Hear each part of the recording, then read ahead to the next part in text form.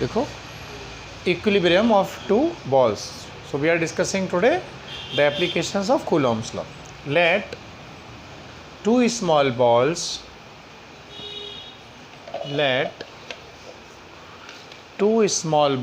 are suspended from a point O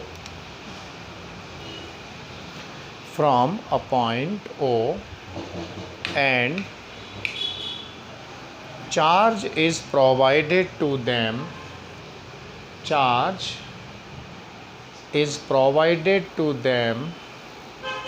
Then they will share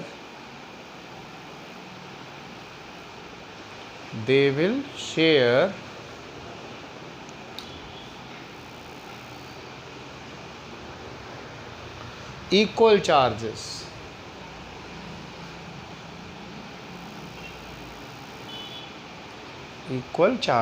And will move apart from each other.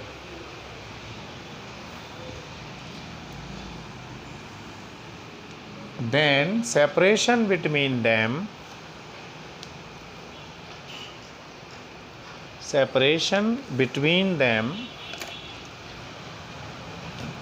can be calculated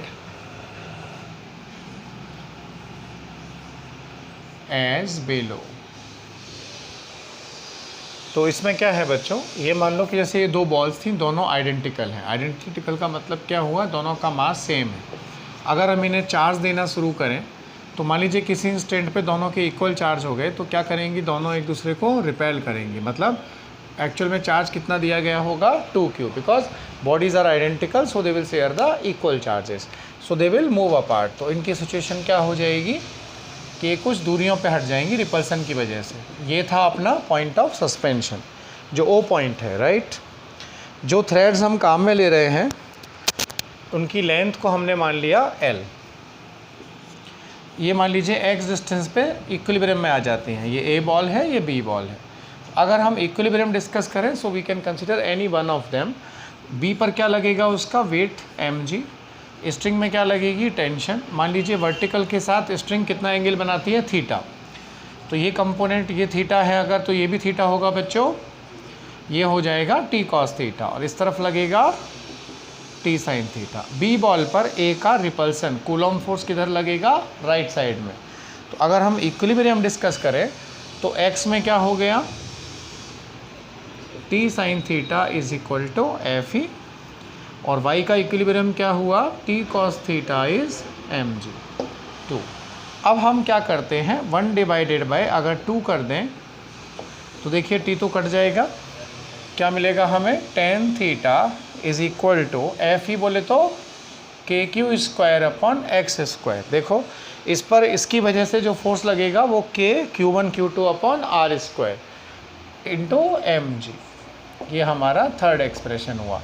अब tan theta क्या होता है, इस triangle में समझिए, जहाँ पे ये थ्रेड्स लटके हुए हैं, ये x/2 होगा, ये थीटा, ये L है.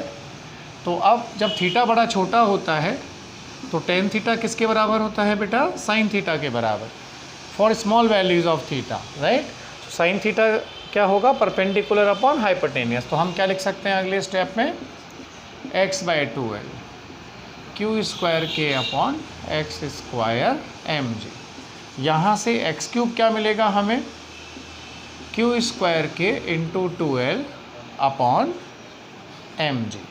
अब आप K की वैल्यू लगा दीजिए यहाँ पर, तो Q square 2L upon 4 pi epsilon not, क्योंकि K कितना होता है, 1/4 pi epsilon not into mg.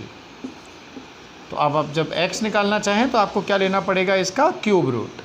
तो ये आ जाएगा, 2 से 2 बार गया ये, Q square L upon 2 pi epsilon not mg. ये हो गई equilibrium distance for the small displacement of the charges theta. तो यानी कि ये दो फॉर्मूले, 3 तो हैं, ये फंडामेंटल है जो ओरिजिनली होगा गिवन सिचुएशन में. This is when theta is so small. ये पूछ लिया जाता है ऑब्जेक्टिव में. कॉपी करिए इसको।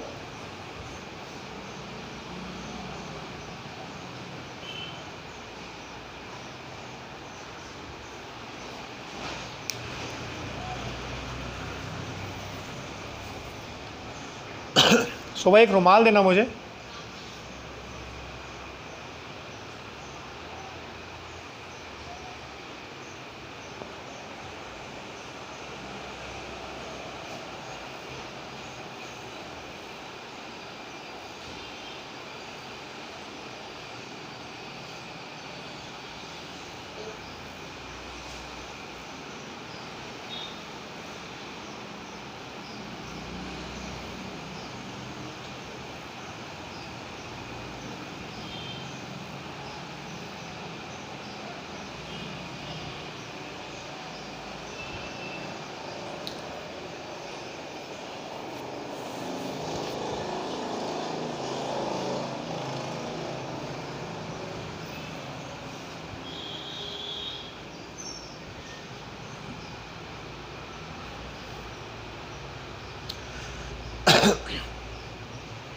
तो दो बॉल्स थी आइडेंटिकल, हर एक का मास m था, l लेंथ के धागों से इनको टांगा हुआ था। चार्जिंग करने पर इनमें सेपरेशन हुआ और एक जगह पर जाकर ये इक्विलिब्रियम में आ गई आपस में। तो जो सेपरेशन आएगा उसकी वैल्यू इतनी आएगी अगर थीटा बड़ा छोटा हो। अगर थीटा छोटा नहीं हो तो आप इसको लगाएंगे और इसको कैलकुलेट करेंगे।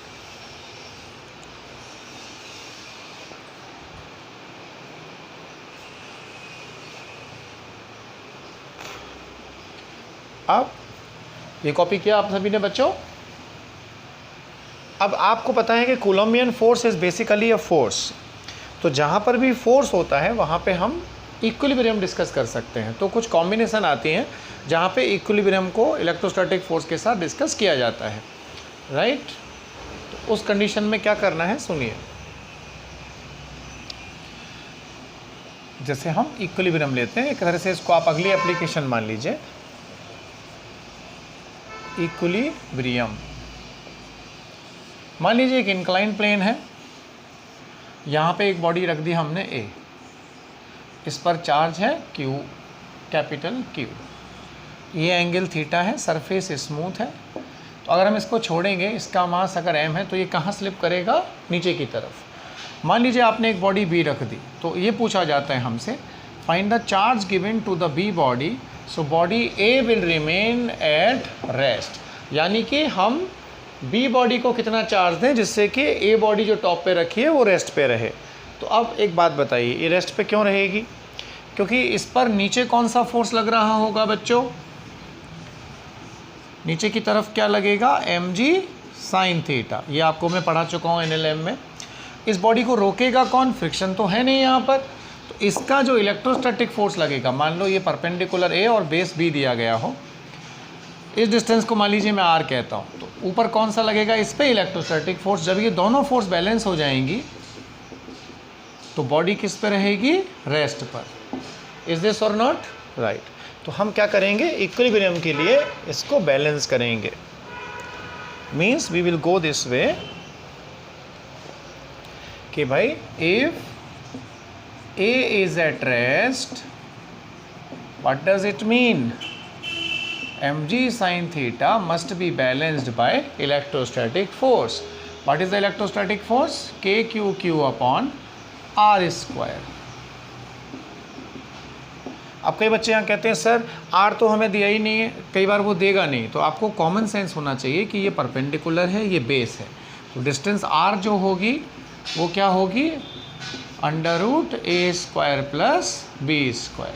क्योंकि भाई हाइपोटेनियस क्या होता है? Perpendicular square plus base square का अंडर रूट, वो हाइपोटेनियस आ गया जो कि चार्जेस के बीच का डिस्टेंस है। तो अगली स्टेप में हम क्या लिखेंगे? हमें क्यू चाहिए था, mg sin theta r² upon kq, के कैपिटल Q। तो charge given to the body at bottom should be this much. r² is how much? a² plus b² upon kq। अगर आप लोअर सरफेस पर रखी body को इतना charge देंगे तो क्या हो जाएगा? बॉडी रेस्ट पर रहेगी। तो बिकॉज ये एक फोर्स है तो इसको हम इक्विलिब्रियम में इस्तेमाल करते हैं बच्चों। कॉपी करिए इसको।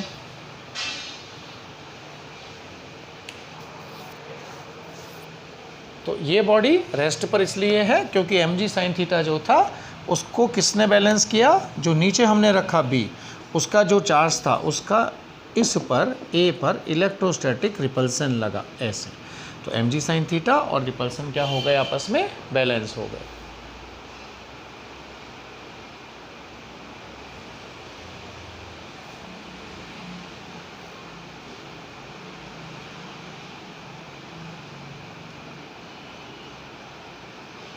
ठीक है, अब नेक्स्ट क्वेश्चन लिखिए एक, if the body be, friction के साथ इसकी एप्लीकेशन लेंगे, if the body B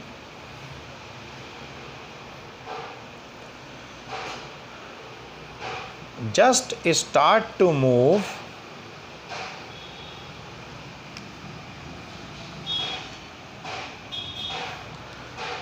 if the body B just start to move when the charge given to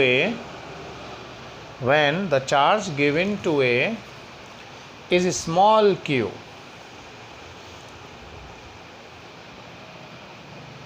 then find the value of q.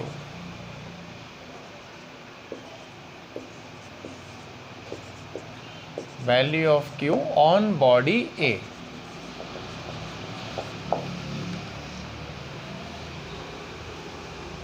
Okay तो देखो बच्चों, इसका मतलब क्या हुआ, मान लीजिए यहाँ पर बॉडी A थी,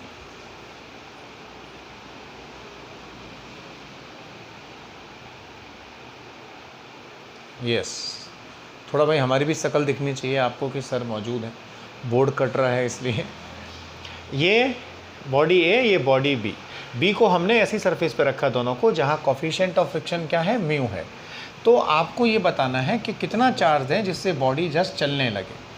तो होगा क्या, इस पर कौन सा फोर्स लगेगा, A की वजह से, क्योंकि B बॉडी पर कैपिटल Q चार्ज है, इलेक्ट्रोस्टैटिक फोर्स। इसको रोकेगा कौन, friction. So B will start moving if what, electrostatic force will become equal to friction, यानी या तो उससे ज़्यादा हो फ्रिक्शन से या फ्रिक्शन के बराबर हो जाए, तो भी बॉडी धीमे धीमे धीमे धीमे खिसकने लगेगी। तो अब इलेक्ट्रोस्टैटिक फोर्स क्या होगी कि Q1 Q2 upon d square equals to friction. What is the friction on a body on a surface, horizontal surface? Mu mg, right? Mu is the coefficient of static friction. तो यहाँ से हमें small q चाहिए बच्चों, ये मिलेगा mu mg d square upon k q। That's the answer. Okay, copy करिए इसको, 1 मिनट आपके लिए।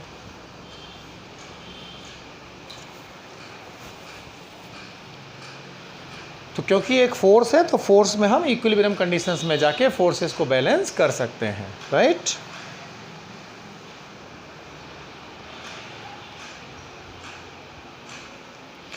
तीसरा, कई बार रोटेशन पे क्वेश्चन आते हैं, जैसे मैं एक क्वेश्चन देता हूँ वो आप लिखेंगे, सिचुएशन समझ लीजिए। एग्जाम्पल फॉर, इस सबको एप्लीकेशन कह सकते हैं आप, या एप्लीकेशन के अलावा एग्जाम्पल भी कह सकते हैं। मान लीजिए क्वेश्चन ये आया कि यहाँ पे एक प्लस क्यू चार्ज था सेंटर पर, और एक छोटा चार्ज है स्मॉल क्यू, वो इसके चारों ओर घूम रहा है, राइट। यहाँ सेंटर पर आप प्लस क्यू चार्ज मान लीजिए एक, it is revolving in a circle of radius capital R, this charge small Q. तो इसकी एंगुलर फ्रीक्वेंसी क्या होगी और टाइम पीरियड कितना होगा। Means if a point charge small q is revolving around a capital charge q, then what is the time period of its rotation and what is the angular frequency। तो अब आप इसको कैसे solve करेंगे भाई, कोई भी चार्ज पार्टिकल अगर है तो उसका अपना कुछ मास होगा। घूमने के लिए क्या चाहिए होता है किसी भी बॉडी को, centripetal force. So here for the rotation of this plus q charge, where from the Cp force will come, due to the Coulombian force, क्योंकि इस पर क्या लगेगा, इलेक्ट्रोस्टैटिक फोर्स, आप ऐसा कह दीजिए। और सेंट्रीपिटल कहाँ लग रहा है इस पर, अंदर की तरफ, तो आप कहेंगे कि सेंट्रीपिटल जो है वो कहाँ से मिलेगा हमें, इलेक्ट्रोस्टैटिक फोर्स से। इस चार्ज को आप माइनस कह दीजिए, that is more convenient, okay. क्योंकि नेगेटिव ही घूम सकता है पॉजिटिव के अराउंड में, पॉजिटिव के अराउंड पॉजिटिव नहीं घूमेगा क्योंकि रिपल्सन डोमिनेट हो जाएगा। It's something like atomic structure पढ़ा होगा आपने केमिस्ट्री में बच्चों, इलेक्ट्रॉन किसके अबाउट घूमता है, न्यूक्लियस के अबाउट, राइट, सेम सिचुएशन। तो प्लस क्यू के अराउंड कौन घूम रहा है, माइनस क्यू। क्या मिलेगा यहाँ से, सीपी फोर्स का मतलब, अगर इस चार्ज का मास m है तो m omega square r is provided by K Q Q over R square. Omega देखिए कितना आया, K Q Q upon M R cube, right. So what is the omega, under root of K Q Q over M R cube. So being the time period is given by 2 pi by omega, तो इसका time period of rotation यानी कितने time में ही एक चक्कर complete करेगा, कितना आएगा, M R cube upon K Q Q. ये हमारा आंसर। कोई अगर फ्रीक्वेंसी पूछे then you can go for 1/t। आपको टाइम पीरियड मिल चुका है तो आप बड़े आराम से इसकी फ्रीक्वेंसी निकाल सकते हैं, ओके। कॉपी करिए बच्चों।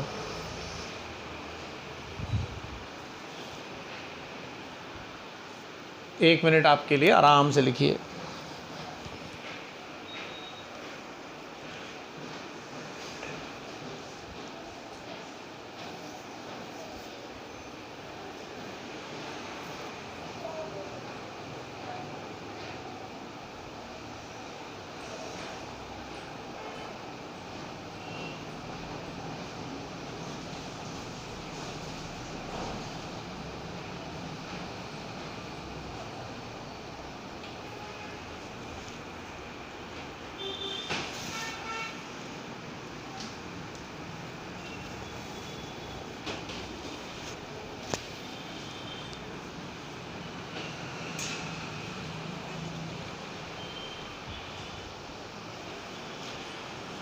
बाकी आप वीडियो पॉज करके भी लिख सकते हैं।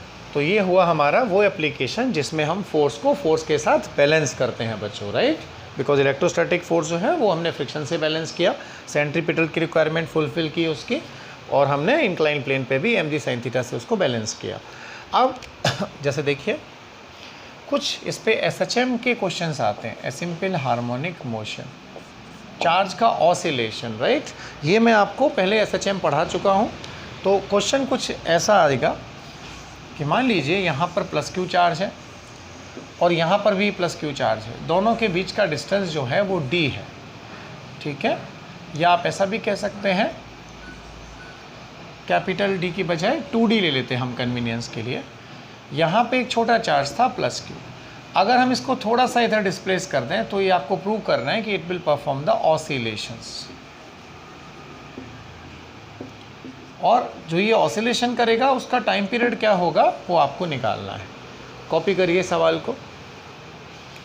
सेंटर पर हमने चार्ज रखा, थोड़ा सा डिस्प्लेस किया लेफ्ट राइट साइड में तो प्रूव करना है कि ये ऑसिलेशन करेगा, और जब ये ऑसिलेशन करेगा तो उसका टाइम पीरियड क्या होगा ये हमें बताना है। अब एक बात सोचिए, यहाँ पे इक्विलिब्रियम में क्यों था, क्योंकि इसका रिपल्सन इधर लग रहा था A का और B का रिपल्सन इधर लग रहा था, यानी फोर्सेस क्या थे आपस में, इक्वल एंड अपोजिट थे, वो बैलेंस थे, ओके बच्चों, राइट। फोर्सेस क्या थे, बैलेंस थे, राइट। अब होगा क्या,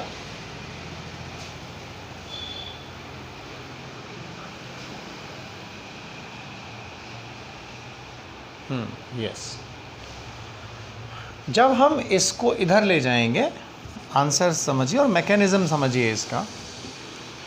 हम इसको बीच वाली लोकेशन से, एक्चुअल में ये डिस्टेंस d थी और ये d, क्योंकि टोटल कितनी थी 2d, हमने इसको इधर डिस्प्लेस किया x, तो ये कितनी बची डिस्टेंस d माइनस एक्स। ये d था बच्चों, ये x है तो ये d माइनस एक्स, और ये कितनी हो जाएगी अभी d प्लस एक्स। तो जो a था उसका रिपल्सन कम हो जाएगा, b का रिपल्सन ज़्यादा, तो इस लोकेशन पर बॉडी पर दो फोर्स लगेंगे, एक तो एफ बी और एक एफ ए। जो बी रिपल्सन लगाएगा वो इधर और जो ए लगाएगा वो इधर। क्योंकि चार्ज हम कहाँ ले गए, बी के पास, तो रिपल्सन ज़्यादा होगा। तो हम नेट फोर्स देखेंगे F B minus F A, first equation. ज़रा इसको देखिए ध्यान से। नेट फोर्स एफ बी का मतलब जो बी इस चार्ज पे लगाएगा, क्योंकि चार्ज यहाँ पहुँच गया है, ठीक है। डिस्टेंस कितनी हो गई, डी माइनस एक्स। तो ये होगा K Q naught upon D minus X whole square minus F A. कितना आएगा भाई, ए से चार्ज दूर चला गया तो गैप हो गया D plus X. Okay, that is D plus X whole square. अगर आप देखें अब तो के क्यू नॉट तो आ गया कॉमन। ये जो है इसको हम लिख सकते हैं, डी स्क्वायर को बाहर ले लीजिए,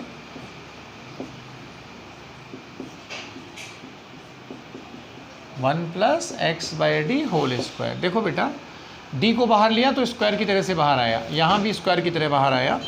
क्या मिला ऐसा करने पर हमें, D square is outside, this is, ये जो नीचे वाला है इसको ऊपर ले जाइए, one minus x upon D power minus one minus D square तो बाहर चला गया, इसको ऊपर ले गए, स्क्वायर बचेगा तो ये माइनस टू आएगा बेटा, और ये one plus x upon D की पावर माइनस टू।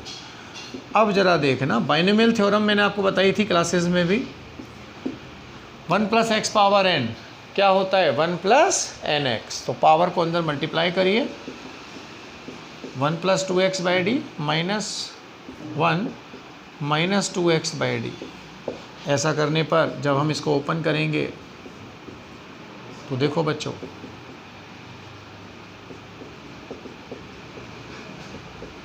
ये वन वन कट गया, क्या मिला हमें नेट फोर्स, के क्यू नॉट यहाँ 4 divided by D cube dot X. तो ज़रा देखना, एफ नेट जो आया that is 4 Q naught upon D cube dot x. यहाँ पे एक लाइन लिख दो, माइनस लगा देना अपने आप, और लिख देना F is opposite to X. Reason क्या है, देखो ज़रा, हमने डिस्प्लेसमेंट किया राइट साइड में, तो किधर लगा चार्ज पे फोर्स, लेफ़्ट साइड में, राइट। जब ये इसके रीजन में जाएगा वापस तो यहाँ फिर से रुक जाएगा, फिर ये रिपेल करेगा तो ये ऐसे ऐसे ऐसे ऐसे करके क्या करेगा, ऑसिलेशंस करेगा। तो यहाँ से हमें एफ मिल गया, राइट। अब देखो यहीं से ला रहा हूँ मैं एक्सप्रेशन, एफ बराबर एम ए होता है ना, इसको एम ए लिखा मैंने, M A is minus 4 Q naught by D cube dot X. तो ए कितना बन गया,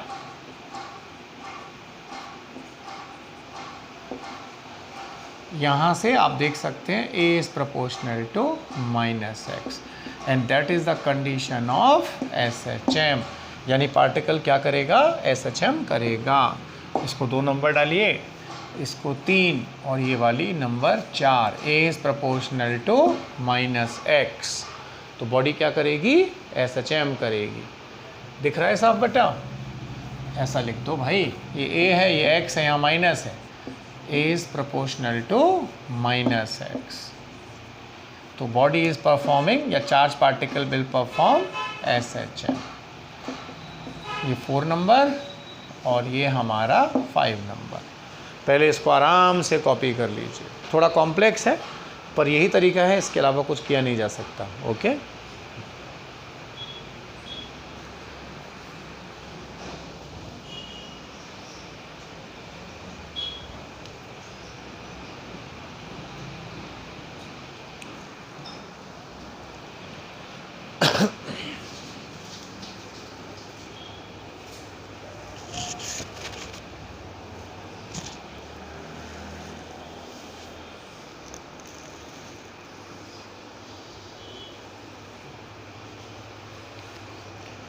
अब हमें इसमें निकालना क्या है, बेसिकली टाइम पीरियड। तो हम इसका स्टैंडर्ड एसएचएम इक्वेशन से कंपैरिजन करवाएंगे, राइट। ये देखिए, क्योंकि हमें क्या मिला, as minus 4 Q naught upon M D cube, right, good. Dot X. Standard equation क्या होती है एस एच एम की? Minus omega square X. तो यहाँ से देखो कंपैरिजन करो, ये और ओमेगा स्क्वायर सेम है कि नहीं है, राइट? तो यानी कि हम क्या कह सकते हैं कि भाई ओमेगा स्क्वायर हो गया 4k Q naught upon M D Q, यानी ओमेगा इज दिस।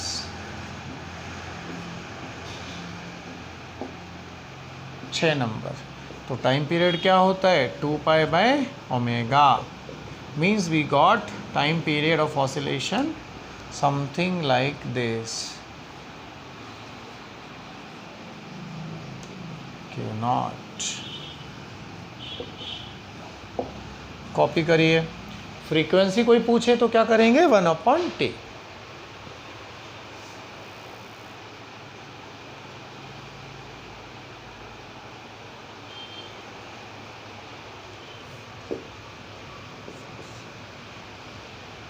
ओके, तो ये ए हो गया। Standard S H M equation जो होती है इसको कहते हैं standard equation of S H M. A is opposite to the displacement, या फोर्स जो है वो डिस्प्लेसमेंट के अपोजिट होता है। आप लेफ़्ट में धक्का मारेंगे तो चार्ज राइट आएगा, इधर धक्का मारेंगे लेफ़्ट में तो ये राइट साइड जाएगा। ओके, मतलब राइट ले गए एक्स तो फोर्स लेफ़्ट साइड में, और अगर एक्स हमने लेफ़्ट में किया तो फोर्स राइट साइड में लगेगा। दोनों अपोजिट होने चाहिए तभी वो एस एच एम होगी। अब हम नेक्स्ट लेते हैं। पहले देख लो इसको और आप 30 सेकेंड्स आपके लिए, नहीं तो पॉज करके कॉपी कर लेना बेटा। Just pause it and see then.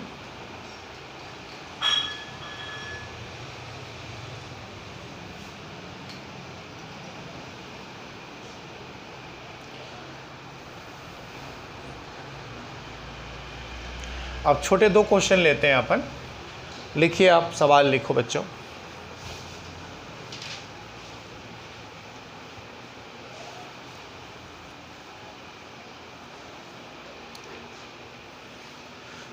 Solve the following. यहाँ हम चार्ज डिस्ट्रीब्यूशंस को थोड़ा सा लिंक कर देते हैं। कल वाले लेक्चर्स में एक एक एग्जाम्पल लेके लिंक कर देते हैं। तो एक एप्लीकेशन ये अपनी होती है नेट फोर्स के बारे में। मैं इसको मिटा दूं बच्चों, देख लो और थोड़ा आप आराम से। यहाँ लिख देता हूँ क्वेश्चन नंबर 1, राइट। मान लीजिए यहाँ पे ये एंगल दे रखा है हमको 37 डिग्री। ये क्यू चार्ज है, या इक्विलेटर ले लेते हैं, वो कंपैरेटिवली आसान रहेगा तुम्हारे लिए।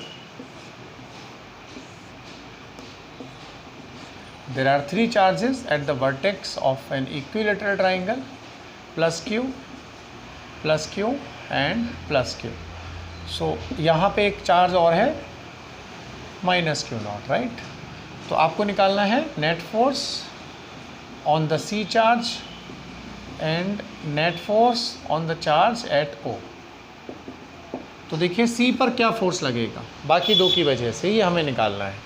तो हम क्या करेंगे, हर साइड ट्राइंगल की जो है वो मान लीजिए ए दी गई है हमें, तो बी और ए सी पर फोर्स लगाएंगे।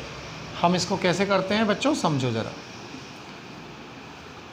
ये प्लस क्यू है, जिस पे फोर्स निकालना होता है उसको मूवेबल मानते हैं, यानी कि वो चल सकता है, और जो लगाते हैं फोर्स उनको स्टेबल मानते हैं। तो यहाँ सी पर एक फोर्स लगा एफ, जो चार्ज सी पॉइंट पे था। किनकी वजह से? जो बी पर था उसने सी वाले पर फोर्स लगाया उधर। ए वाला फोर्स लगाएगा रिपल्सन ऐसे। ये एंगल 60 होता है बच्चों, तो ये भी 60 हुआ। So 2 forces we are having at an angle of 60 degree. आप ये जानते हैं कि ये फोर्सेस इक्वल क्यों हुए, ध्यान से सुनना। क्योंकि ये देखो ज़रा, बी और सी के लिए प्रोडक्ट क्या है चार्जेस का, क्यू स्क्वायर, और डिस्टेंस क्या है ए, तो फोर्स क्या होगा, के क्यू स्क्वायर अपॉन ए स्क्वायर। ए और सी भी सिमेट्रिक है, मतलब अगर एक ही वजह से सी पर फोर्स देखें तो कितना होगा, के Q1 Q2 यानी क्यू स्क्वायर अपॉन ए स्क्वायर। तो अगर बी एफ लगा रहा है तो ए भी क्या लगा रहा है, एफ, क्योंकि दोनों पेयर्स में प्रोडक्ट ऑफ चार्जेस सेम है और डिस्टेंस भी सेम है। तो नेट कितना आएगा यहाँ पर, इसको बाइसेक्ट करता हुआ मिलेगा हमें आपको वेक्टर मेथड में बताया है मैंने, F net is under root of A square plus B square plus 2ab cos theta cos 60। तो ये कितना बचा हमारे पास, 1 2 और ये 3f स्क्वायर आएगा यहाँ से, राइट। तो अंडर रूट 3f। क्या आप जानते हैं f क्या है? f is the force due to any of them, either a और b ऑन द c, कि b और a c पर कितना फोर्स लगा रहे हैं, किसी भी एक की वजह से जो फोर्स लग रहा है वही f है। तो ये हो गया कि like q1 q2 upon a square, ये मैग्नीट्यूड हो गया। और ये कितने एंगल पे लगेगा? टोटल 60 था बच्चों, तो यहाँ ये 30 और ये भी 30। इक्वल फोर्सेस जब लगती हैं किसी सिस्टम पर तो रिजल्टेंट जो है वो एंगल को बाइसेक्ट करते हुए जाता है। ओके, कॉपी करिए इसको। अगर सेंटर पे रखा है कोई चार्ज इसके, तो 2-3 चीज़ें आप ध्यान रखना हमेशा। इक्विलैटरल ट्राइंगल की प्रॉपर्टीज़ ये मैं आपको पहले भी बता चुका हूँ। अक्सर इलेक्ट्रोस्टैटिक्स में आपको फील्ड फोर्स में इक्विलैटरल ट्राइंगल से पाला पड़ेगा। तो 2-3 चीज़ें आपको ख्याल रखनी है डिस्टेंस के बारे में। वो चीज़ें क्या हैं, सुनिए। अगर किसी इक्विलैटरल ट्राइंगल की साइड ए है तो सेंट्रॉइड, इसको सरकम सर्कल भी बोलते हैं, यानी इसको सेंटर मानते हुए अगर हम सर्कल लें तो वो तीनों वर्टेक्स से गुजरेगा। तो इसकी रेडियस जो होती है that is a upon root 3, यानी वर्टेक्स से सेंट्रॉइड तक का डिस्टेंस a अपॉन रूट 3 होता है। दूसरा, मीडियन का डिस्टेंस जो होता है, अगर सामने वाली साइड पे हम परपेंडिकुलर डालें तो जो d की वैल्यू होती है वो हमेशा a अपॉन 2 रूट 3 होती है। ये चीज़ आपको ध्यान रखनी है। तो अब हम इसका जो सेकेंड पार्ट है, b पार्ट, उसको ज़रा लेते हैं कि हमने जो सेंटर पे चार्ज रखा सेंट्रॉइड पर, उस पर क्या फोर्स लगेगी। देखिए यहाँ पे माइनस Q0 था ना ये, तो A वाला अट्रैक्ट करेगा, B वाला अपनी तरफ बुलाएगा, C वाला कहेगा मेरे पास आ जा। तो तीनों इसको अट्रैक्ट कर रहे हैं, राइट। ये प्लस Q, ये भी प्लस Q और ये वाला भी प्लस Q। तो यानी कि तीनों फोर्स इक्वल होंगे। क्यों होंगे बच्चों? क्योंकि हर पेयर के लिए प्रोडक्ट सेम है। देखो Q Q0, Q Q0, Q Q0 और डिस्टेंस भी सेम है। जो ये होगा वही यहाँ पे होगा, वही ये डिस्टेंस R होगी, ठीक है। So we are having a pair of 3 equal forces, each is of F। और ये कितने एंगल पे हैं आपस में? एक प्लेन में है 120 पर।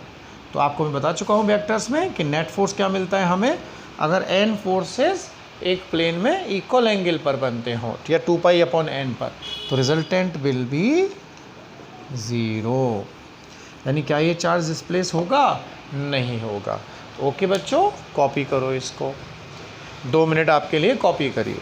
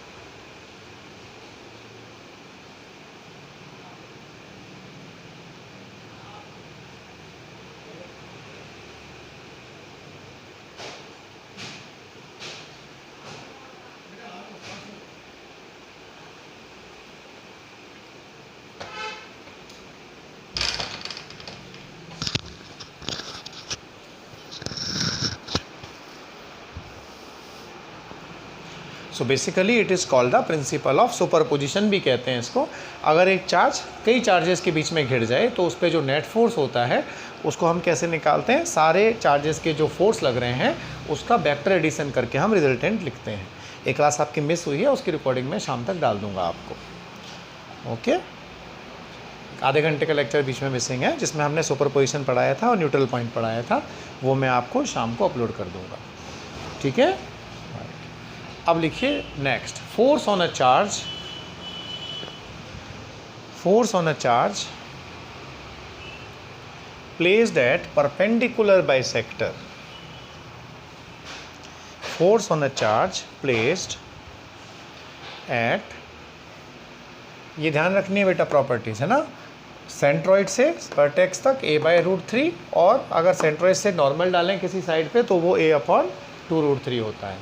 ये आप भूलना मत, इसको ध्यान रखना, ठीक है। फाइन, थोड़ा बोर्ड का वो कॉर्नर देखना।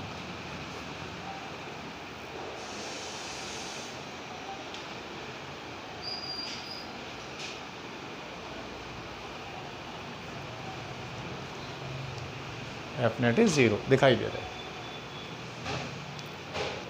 अब अगर हम किसी चार्ज को परपेंडिकुलर बाइसेक्टर पर रख दें तो उस पर फोर्स कैसे निकाली जाए ये देखना है भाई। लाइन के अलॉन्ग हमने निकाला, अभी SHM भी डिस्कस की।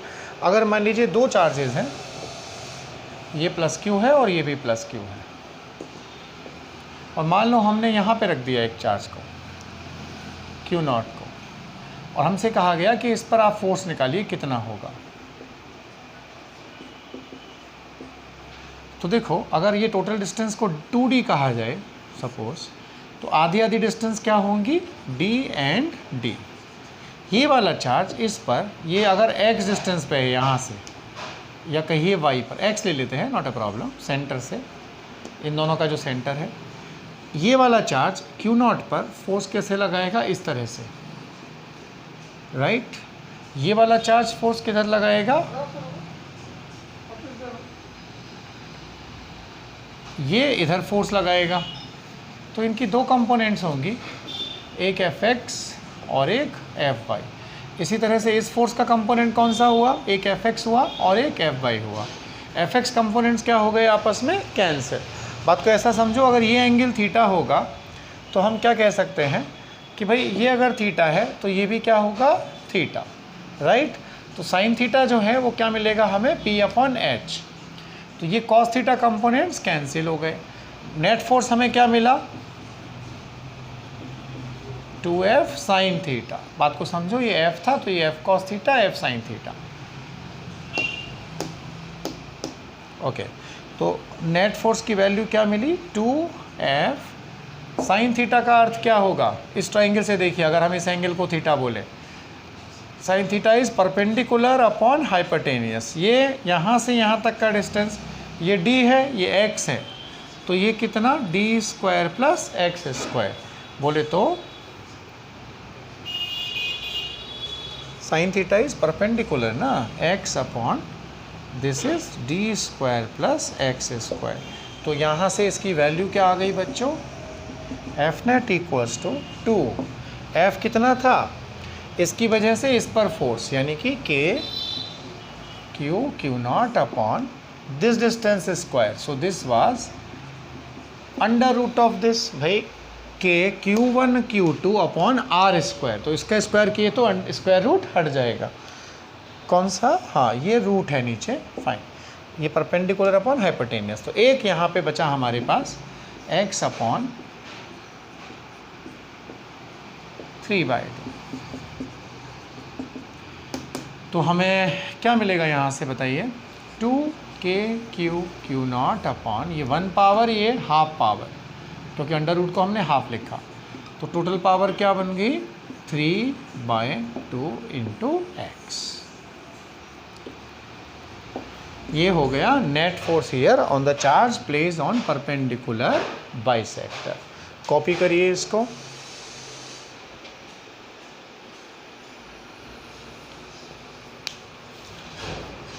तो इसका मतलब वो कहे कि भाई ये चार्ज कहाँ पे जाके रुकेगा, ये तो आंसर निकल गया हमारा। नेट फोर्स कहाँ लग रहा है इस पे, away along the perpendicular line. So means charge will go to infinity. ये चार्ज जो है वो अनंत पे जाके रुकेगा, ये चलता जाएगा। ओके, कॉपी करिए इसको।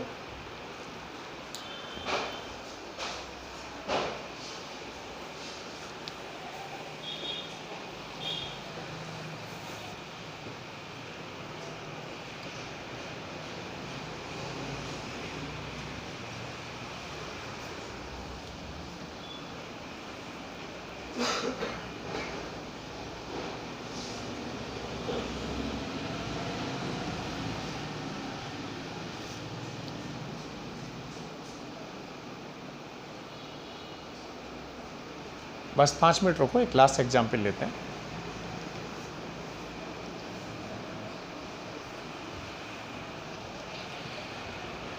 सो this is the force on the perpendicular bisector. ये जो है, जो लाइन को बाइसेक्ट कर रहा है, इसको हम बोलते हैं परपेंडिकुलर बाइसेक्टर।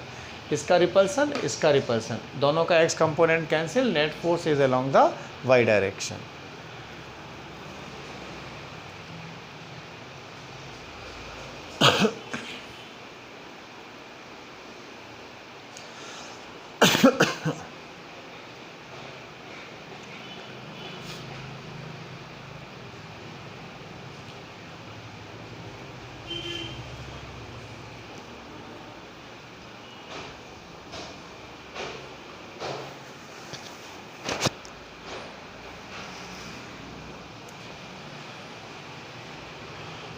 इसमें ये ध्यान रखना, इफ़ Q0 इज़ नेगेटिव, अगर ये चार्ज माइनस होगा तो क्या होगा? Then remember it will perform the SHM। SHM ना कह के इसको कहिए ऑसिलेशंस, क्योंकि SHM की प्रॉपर्टी यहाँ फुलफिल नहीं होगी पर इसके ऑसिलेशंस होंगे। क्यों, ज़रा समझ लेते हैं। देखिए, हाँ नहीं, सर्कुलर नहीं होगी, ऑसिलेशंस होंगे वर्टिकल लाइन पे। देखिए कैसे, अगर मान लो ये प्लस क्यू, राइट, गैप रख दिया हमने 2D, वर्टिकल डायरेक्शन पर यहाँ चार्ज रख दिया -Q0।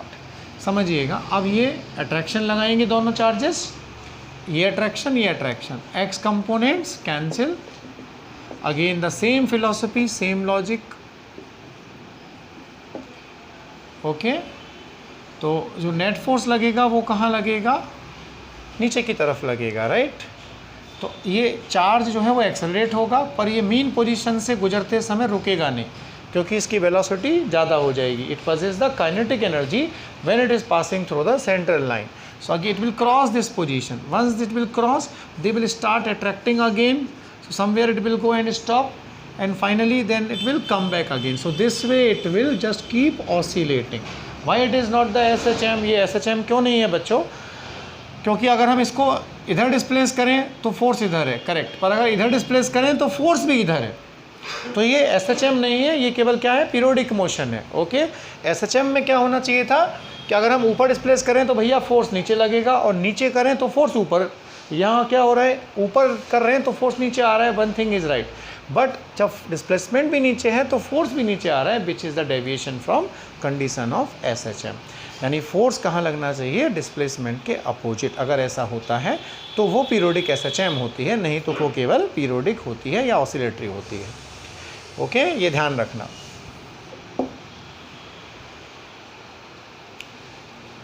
तो ये हो गया सेकेंड केस। केवल आपसे यही पूछा जाता है, बाकी इतना मेडिकल में नहीं पूछते कि भैया ऑसिलेशन करेगा तो टाइम पीरियड निकालो, वो सब बहुत हैक्टिक नहीं आता। अब यहाँ पर एक एग्जाम्पल हम आज का आखिरी लेते हैं। डायरेक्शन पूछता है कि चार्ज की मोशन कहाँ पे होगी साहब। ये प्लस क्यू है, ये प्लस क्यू, और यहाँ एक माइनस चार्ज है क्यू। तो वो कहेगा force on the charge at A किस डायरेक्शन में लगेगा, force on the charge at A, where it will go like। तो ये बड़ा सिंपल है। How this triangle is, this is an equilateral triangle, यानी कि बच्चों इसकी तीनों साइड बराबर की हैं, तो इसकी वजह से लगेगा repulsion. This will just create repulsion F। तो साइड क्योंकि A है, product of charges Q square. इन दोनों के लिए भी प्रोडक्ट क्या है, Q स्क्वायर, और डिस्टेंस क्या है A। तो C वाला A वाले को अट्रैक्ट करेगा क्योंकि ये माइनस का चार्ज है। ये फोर्स भी F होगा। क्यों होगा भैया, F is K Q1 Q2 upon A square, और ये भी कितना था, K Q1 Q2 upon A। तो प्रोडक्ट सेम है Q स्क्वायर, और दोनों के बीच का गैप भी सेम है, दोनों फोर्स सेम हो गए। तो देखो ये एंगल होता है 60, तो आपस का कितना बचा बच्चों, 120।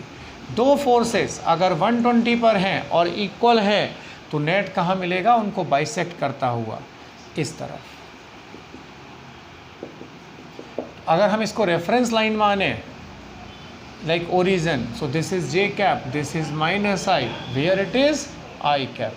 तो ये किधर जाएगा, हम लिखेंगे charge at A will move along X axis.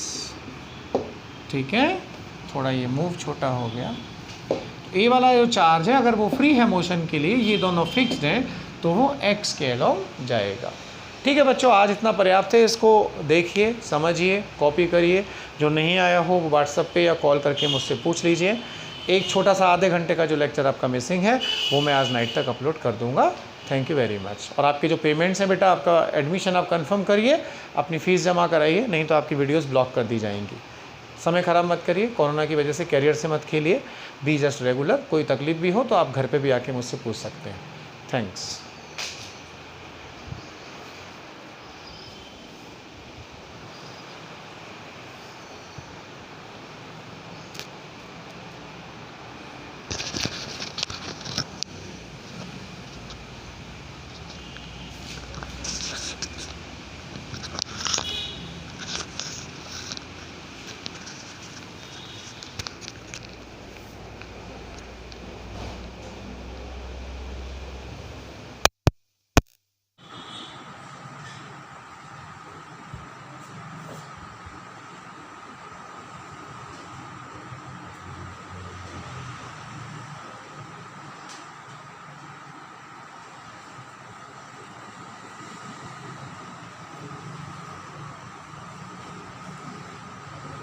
इसको देख लो आराम से, ये इसका रिपल्सन लगा और इसका अट्रैक्शन लगा।